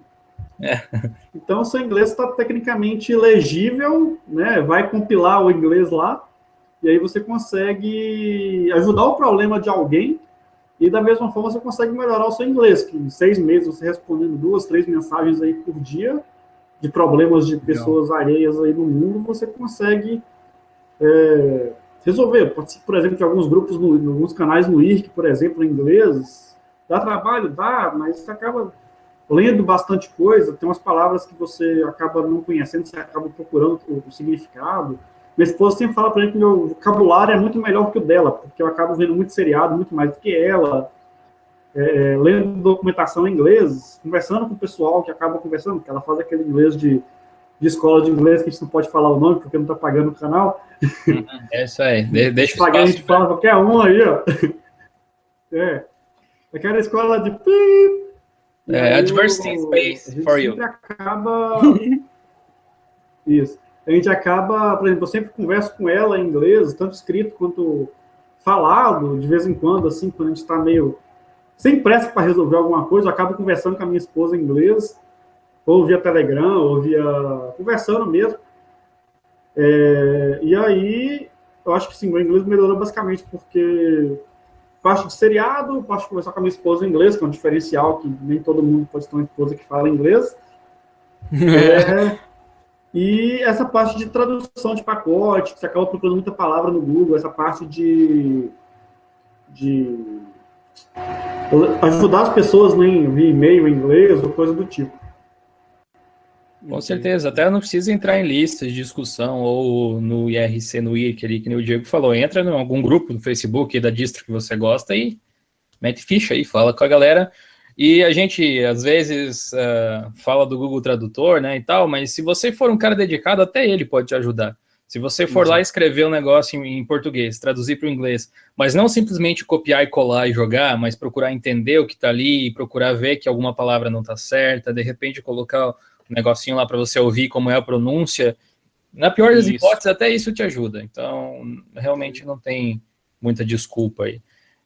Vamos nos aproximando aqui do final, até porque o Paulo aí tem compromisso mais tarde, então a gente vai chegando no último tópico de hoje aqui, que é assim, uma vez que eu decidi trabalhar com Linux, estou estabelecido no mercado ou já estou planejando ingressar, já decidi se quero ou não fazer certificação, como eu posso fazer para evoluir o meu conhecimento no mercado de TI, né? Que opções eu tenho para fazer isso? Vocês acham que fazer algum curso por fora, tipo o Paulo tem ali na Linux Solution vários cursos, como a gente tem no Linux EAD também alguns cursos lá na JUStore, vocês acham que vale a pena ler documentação? Vocês acham que vale a pena ler lá o manual do Gabriel, lá do Caixa de Ferramentas Unix? Qual é o caminho que vocês indicariam para a galera que quer aprender mais? Sempre estudar, não parar de estudar. O que eu posso dar de recomendação. O problema é qual documentação e qual indicação. É aí onde eu acho interessante, por exemplo, eu criei uma seção chamada Dicas de Leitura. Exatamente por isso. Porque eu já peguei muito livro ruim, com informação ruim. O cara afirmar no livro, por exemplo, que o terminal padrão do Linux era o TCSH. Sendo que o terminal padrão mesmo que a gente usa cotidianamente é o Bash. Não que Linux tenha, inclusive, um terminal padrão. Você pode usar o ZSH, por exemplo. Eu amo o ZSH. Mas você tem CSH, KSH. Nem todos estão para Linux ou estão. Aí, assim, mas afirmar isso já foi errado. Porque, geralmente, qualquer distribuição que você pega é o Bash. O cara, por exemplo, colocar, você tem entrada padrão, saída padrão, e o cara colocou como a entrada padrão como se fosse uma coisa assim. Foi um erro, eu lembro que foi uma série de erros do livro. E tá na prateleira para vender. Então assim, eu vou pegar um livro de Linux para poder estudar, e aquele livro tá errado. E a pessoa vai acreditando que aquilo é correto. Imagina o cara pegar um livro desse e vai fazer LPI. Aí o cara não passa, gasta uma grana, entendeu? E vai fazer o quê? Culpa de quem? Do livro. E o cara foi confiando que aquilo era verdade. Então você tem que ter um filtro. O único problema é o filtro da informação. Qual que é a informação que é verdadeira? Qual que é coerente? Entendeu? Qual que é verídica aí da coisa? Então foi onde eu criei a sessão Dicas de Leitura. E eu espero continuar ali sempre por causa disso. Então assim, mas a questão é nunca pare de estudar. É a única dica que eu posso dar. Pois é uma questão meio complicada, porque como você diria para as pessoas preverem, digamos assim, ou filtrarem o conteúdo para chegar em algo? Porque isso que você está fazendo é algo bem importante, assim, porque aí o cara já tem uma espécie de review daquele conteúdo, né?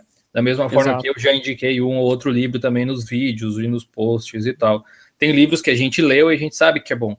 Mas a questão é, quando você não conhece ninguém que leu, o que você indicaria? Eu indicaria, por exemplo, assim... por exemplo, o Debian. Diego usa Debian. A documentação do Debian, leia lá. Se você assim, não tem aonde confiar, leia na documentação dele. Porque ali, inclusive, uma boa documentação que existe é do Debian. do Gentoo, uma ótima documentação também. Então leia da própria distribuição. Porque assim, mas o Debian será que é confiável? Meu, olha quantas empresas estão financiando ele para elas utilizarem, elas mesmas precisam daquela documentação. Entendeu? Vai no Free Desktop, por exemplo. No Free Desktop, porque, por exemplo, lá tem a documentação do systemd, extremamente rica. Ou lê a wiki do projeto. A wiki do BTRFS é a coisa mais linda que tem. Entendeu? Então, assim, leia a wiki, leia a documentação do próprio projeto. Ou leia sites como o Free Desktop, ou site, por exemplo... Teve um que eu citei uma vez aqui que eu não lembro. Mas, por exemplo, o Dicas L é muito bom.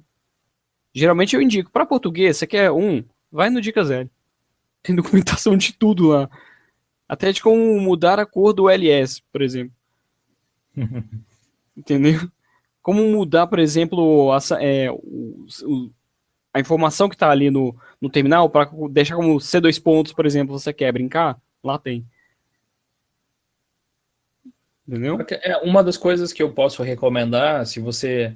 Tirando essa questão da documentação, que realmente o Gabriel, na minha opinião, tem razão a respeito disso, se você quer comprar um livro, por exemplo, talvez antes de comprar pelo título ou pelo assunto, que pelo menos ele está tentando dar enfoque, dá uma pesquisada no autor do livro antes, para você ver qual é o histórico desse cara que escreveu, ou se ele já tem algum material publicado, e se você conseguir reviews desses livros, porque livros, até mesmo os de tecnologia, normalmente quando eles são vendidos em alguma loja ou alguma coisa assim, eles têm lá as resenhas dos leitores. Se não tiver, você pode, de repente, mandar um e-mail para o pessoal da editora, da loja, e tentar descobrir mais informações sobre ele.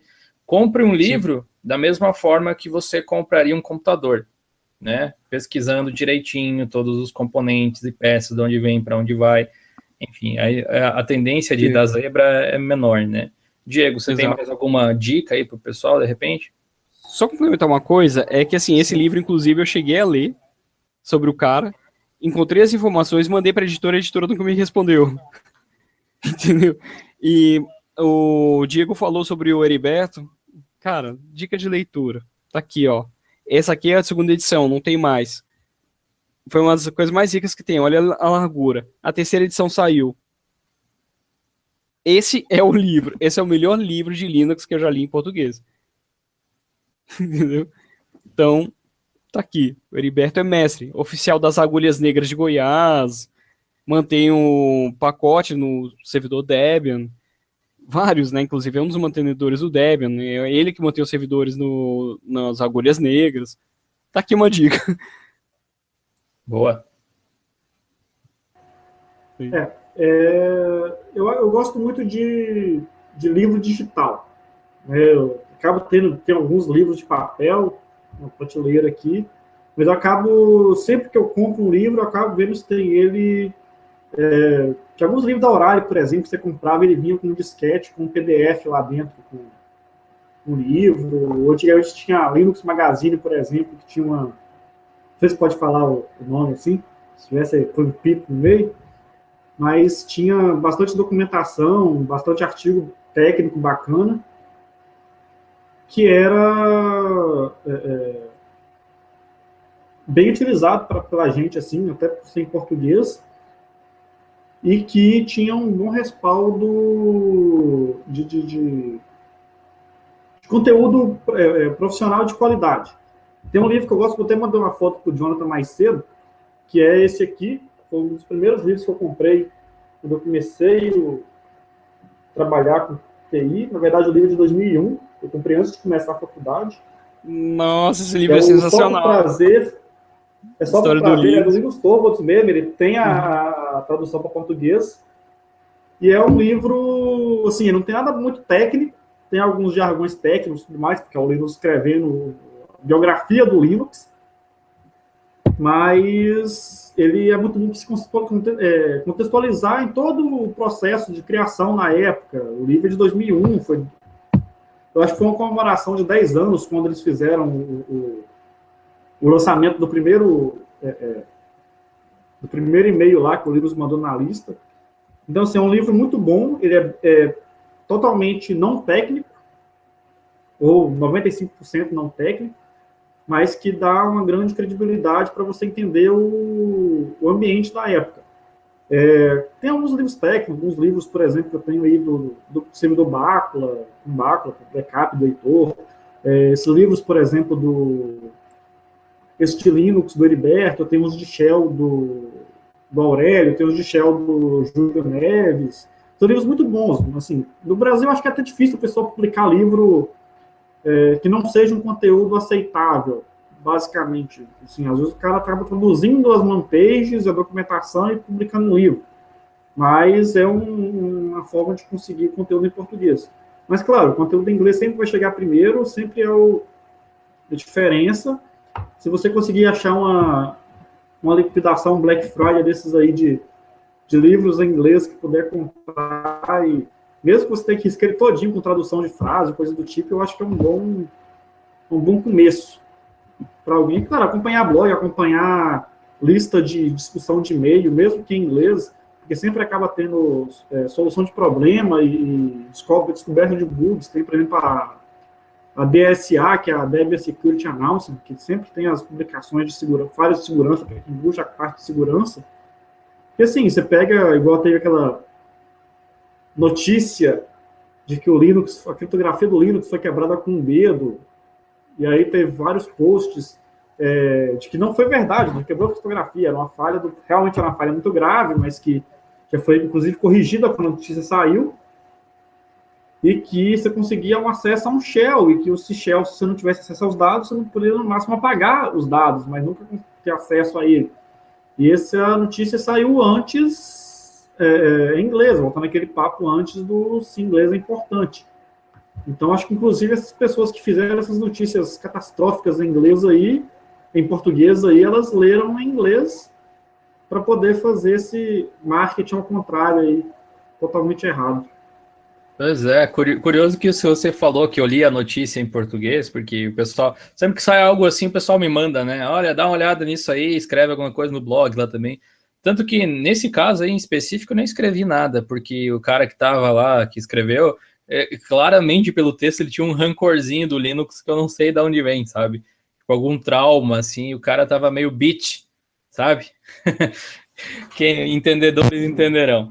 Mas sei lá por que acontece esse tipo de coisa, né? De repente, essa falta de saber ler inglês, ou no caso, o cara não sabe interpretar mesmo o que, enfim, acaba ocasionando, e aquela necessidade lá do clickbait que a gente tem hoje em dia acaba levando pessoas para um caminho que na verdade não deveria ser, dá a entender que é uma coisa diferente, até porque muita gente hoje em dia compartilha as matérias sem ler, né? Basta ter um título lá e tal, e aí já era. Então, inclusive, essa é uma coisa que você, como um cara que quer aprender qualquer coisa que seja, deve abominar.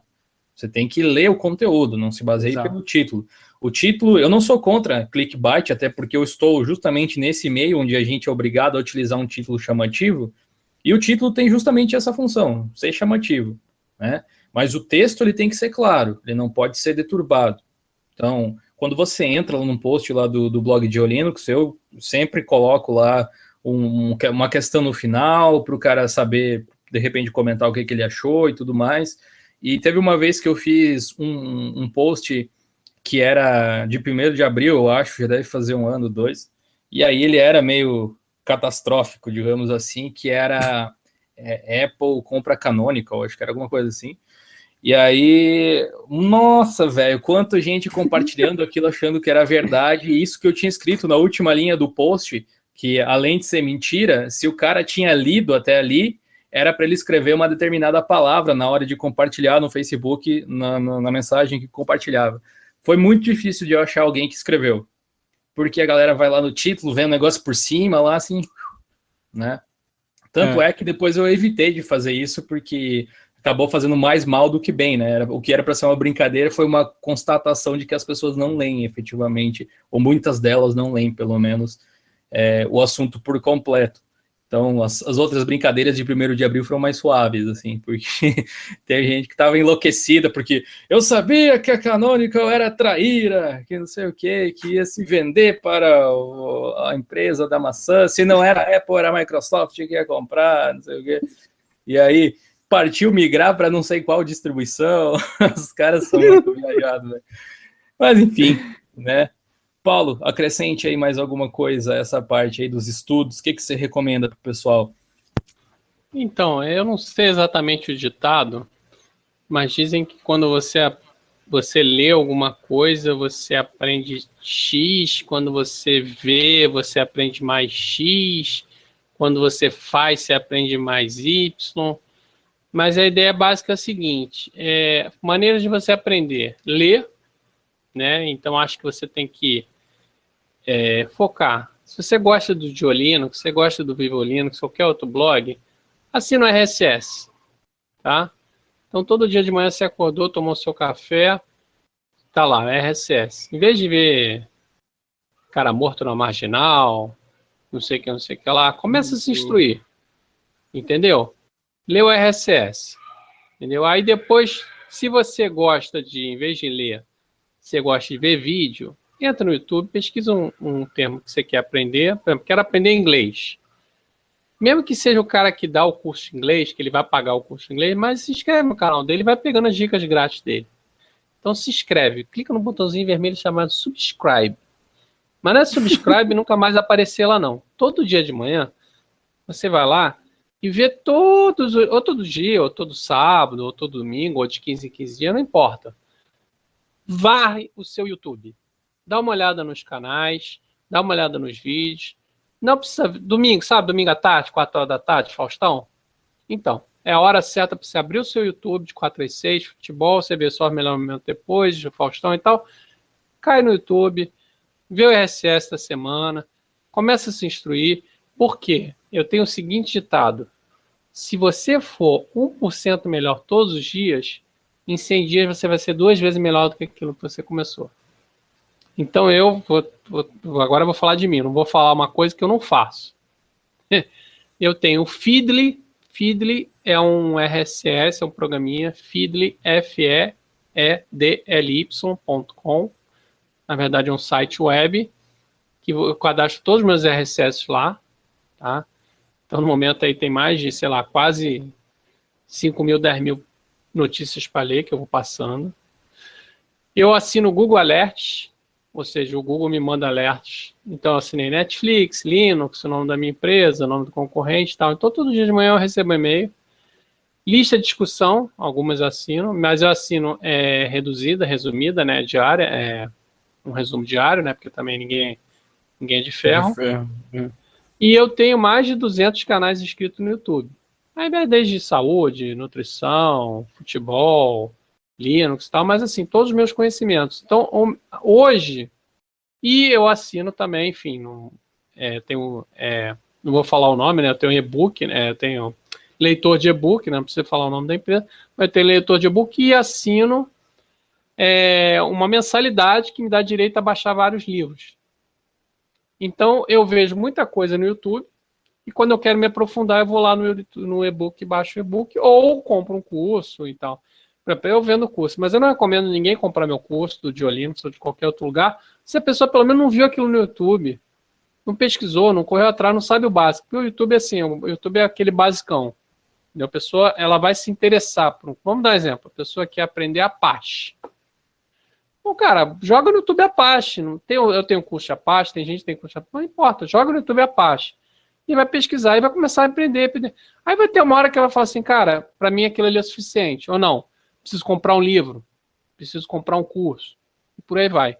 Não tem que fazer o seguinte, que muitas pessoas fazem o seguinte, eu vi Apache no ônibus, aí vai lá e compra um curso. Ih, cara, não tem nada a ver, quero meu dinheiro de volta, ou enfim, já no transtorno. Então é isso, cara, do momento que você nasceu até o momento que você morrer, a única coisa que você vai levar é o conhecimento que você adquirir. Roupa, enfim, comida, local que você mora, seu trabalho, seu namorado, sua mulher, seu marido, tudo vai embora. Só tem uma coisa que você vai levar para o túmulo. Né? Para quem acredita em reencarnação, enfim, vai continuar, mas enfim, não sei que você não acreditasse durante a sua vida toda. É o conhecimento. É a única coisa que não tira você. Você pode sair, mora aqui no Rio de Janeiro, posso sair aqui, atravessar a rua, o cara vai, me deixa, leva tudo, me deixa cueca, me deixa pelado. Mas não vai tirar meu conhecimento. A menos que me mate, enfim, mas o meu conhecimento não vai me tirar. Então, gente, primeira coisa, desliga a televisão. Tá? Porque a televisão, tá, uma vez ou outra você quer descansar, ver um vídeo, ou uma coisa assim na televisão, tá passando, tá almoçando, tá vendo. Mas, cara, para de ficar na frente da televisão. Vai pesquisar, vai ler livro, vai assinar blog, vai ver vídeo no YouTube que você se interessa. Corre atrás pelo que você se interessa. O problema da televisão é que ela é uma coisa passiva.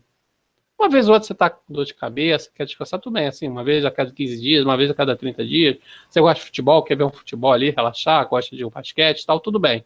Agora, para de ficar todo dia vendo novela. Entendeu, gente? Vai buscar conhecimento, vai correr atrás. E depois não chega no dia no seguinte no trabalho e fala, poxa, eu ganho R$1.000, não saio dessa vida. Pego o ônibus lotado todo dia e continuo ganhando R$1.000. Desculpa, gente, o desabafo aqui, que eu vejo muita gente assim, muita gente acomodada. Então, cara, corre atrás, entendeu? É isso. Desculpa, acho que eu me estendi um pouquinho, mas enfim, foi. E procura ver também coisa útil na internet também. Não, claro, não vai ficar vendo vídeo de gatinho, né? Nem sacanagem, enfim, mas tô falando assim, corre atrás de conhecimento. Corre atrás de conhecimento, né? É isso. Essa questão aí de conteúdo de internet, não tem nada de errado em você que gosta de se entreter no YouTube também, mas é bom você separar as coisas e destinar uma parte do seu dia aí para o seu crescimento intelectual, assim, você melhora como pessoa mesmo, assim, eu posso falar que eu hoje em dia, o meu método de estudo é bem diferente do que ele era há uns 5, 6 anos atrás, assim, porque se tem uma coisa que eu acabei aprendendo, uma coisa que na verdade que eu constatei que te ensina muito, é você ensinar os outros, sabe? Ou você procurar resolver o problema dos outros, como o Diego falou ali, você pode entrar nas listas de discussões. Eu, por exemplo, não faço parte da lista de discussão de nenhuma distribuição, mas eu faço parte da lista de discussão do Kdenlive, que é um programa que me interessa muito. Então eu tô lá sempre dando os meus pitacos também, entra pelaquela parte do inglês que a gente falou lá antes. Eu gosto, falando de outros assuntos, eu gosto muito de astronomia, e existem muitos vídeos no YouTube a respeito desse assunto, então uma coisa que eu faço é organizar as coisas em playlist, é uma dica legal, assim. Então você cria uma playlist sobre aquele assunto específico que você quer estudar, seja Linux ou seja qualquer outra coisa, e aí você guarda um momento da sua semana, do seu dia, dependendo de como foram os seus horários aí, só para consumir aquele conteúdo lá. E uma vez que você absorva, passar esse conteúdo para frente, seja através de uma publicação no Facebook mesmo, no Medium, num blog, seja Blogger, seja WordPress, é uma das melhores formas, pelo menos que eu encontrei, de armazenar esse conhecimento. Porque às vezes você consegue, mesmo que você esqueça alguma coisa, você consegue ir lá e dar uma lida, e por consequência você ajuda outras pessoas naquele mesmo assunto. Então, escrever o que você aprende, ou passar para frente através de vídeo, alguma coisa assim, pode ser legal. Lembrei do ditado, além de se aprende X quando lê, Y quando vê, Z quando faz, e W, sei lá, quando ensina. Ou seja, o ensino é o que você mais aprende. Quando eu comecei no Linux, foi meio que isso, assim, eu entrava no fórum, aí via alguém que tinha dúvida, eu não sabia resolver aquela dúvida, mas eu pesquisava para ajudar o cara a resolver. E aquilo fica, né? O Linux acabou sendo criado dessa forma, basicamente, o blog lá. Então, essa é a dica aí que eu dou para a galera. Pessoal, muito obrigado pela participação, foi muito proveitoso. Aqui a gente deu um monte de conselhos para o pessoal que quer trabalhar nessa área. Então, eu quero agradecer aí a participação do Diego, se quiser se despedir do pessoal, aí fica à vontade. Pessoal, valeu aí o convite aí do Jonathan, a presença do pessoal aí, do Gabriel, do Paulo. Desculpa aí qualquer coisa. E assim, completando o que o Paulo falou, eu acho que a única coisa que serve para o túmulo é o conhecimento, e se você passar ele para alguém, você deixou ele fora do túmulo, você mandou ele aí para outras gerações aí que vão aproveitar depois que você for. E mesmo se você não acreditar em nada ou acreditar em tudo, é uma forma de estar sendo imortal aí com... E não precisa nem ser um livro, uma postagem no blog, um áudio que você mandou para alguém aí, resolvendo um problema, uma resposta numa lista, no IRC. Para quem quer trabalhar com Linux é uma área que sempre tem muito emprego, procurando aí por pessoas que estejam disponíveis aí a aprender mais do que a fazer, porque cada dia você tem que estar pronto para resolver uma demanda que o seu gestor aí chegou sem nem saber se existe uma solução, ele quer que você resolva. Então você tem que ou saber resolver ou ser muito bem desculpas. Então acho que é mais fácil tentar resolver os problemas do que ficar inventando desculpa aí para as coisas. E é isso, assim, quem quiser resolver mais alguns problemas aí da vida, as listas de discussões das distribuições estão todas aí precisando de ajuda. Boa, valeu, Diego, aí pela participação, uma honra receber você aqui, espero que você possa participar do episódio futuro aí também, numa volta. Gabriel, você pode se despedir aí do pessoal também agora? Beleza. Isso aí, galera, valeu, quem for assistir aí, né? E conhecimento, galera, sempre aprofundar. Não fica preso a uma distribuição. Aprenda Linux. Esse que é o mais importante. Não é assim, é a distribuição que eu gosto, mas assim, procura ver também o que atende o mercado. Isso é o que é importante. Eu gosto de Debian, mas eu também me aprofundo em Red Hat, CentOS, que é basicamente a mesma coisa. Fedora, OpenSUSE, Ubuntu. Tá? Então é isso aí. Bacana aí, valeu mais uma vez pela participação aí, Gabriel. Paulo, diga suas últimas palavras aí. Últimas palavras. Últimas. Eu vou deixar. Do episódio, não tá dizendo que você vai morrer, né? Só para deixar claro. Eu vou deixar meu e-mail aqui, para quem quiser entrar em contato, é baptista@gmail.com, que é mais fácil o e-mail, né? E é isso, galera. Acho que tem que correr atrás. Se você quer melhorar sua carreira, corre atrás. Qualquer coisa na sua vida. Você quer emagrecer, tem que correr. Você quer aprender inglês, tem que correr atrás. Você quer, enfim, quer arrumar uma namorada, tem que correr atrás. Tem que correr atrás. Acho que o recado é esse. Carreira, quer melhorar de carreira? Tá satisfeito? Corre atrás. Entendeu? Ou, de qualquer maneira, mesmo não estando satisfeito, você tem que correr atrás. Porque tem gente que está correndo, entendeu? Então, se você ficar parado, você vai ficar para trás. Então, quer dizer, não, eu estou bem assim. Estou bem. Sei lá, ganho 5 mil reais, tenho meu carrinho, tenho minha casa e tal, não sei o que lá. Tá, mas e aí? Você não vai ganhar 5 mil reais para sempre? Todo mês vão te pagar 5 mil reais? Porque você é bonitinho? Não, gente, não vão te pagar 5 mil reais todo mês. Você, aos poucos, você vai se desvalorizando. Se você não faz certificação, se você não aprende, enfim, todas as coisas que a gente falou aí, cara, o seu chefe, eu sou chefe, tá? Desculpa falar, às vezes a gente vê a pessoa como se fosse um monte de dinheiro. O que é aquele monte de dinheiro? Quanto ele vai gerar? O sistema capitalista é isso.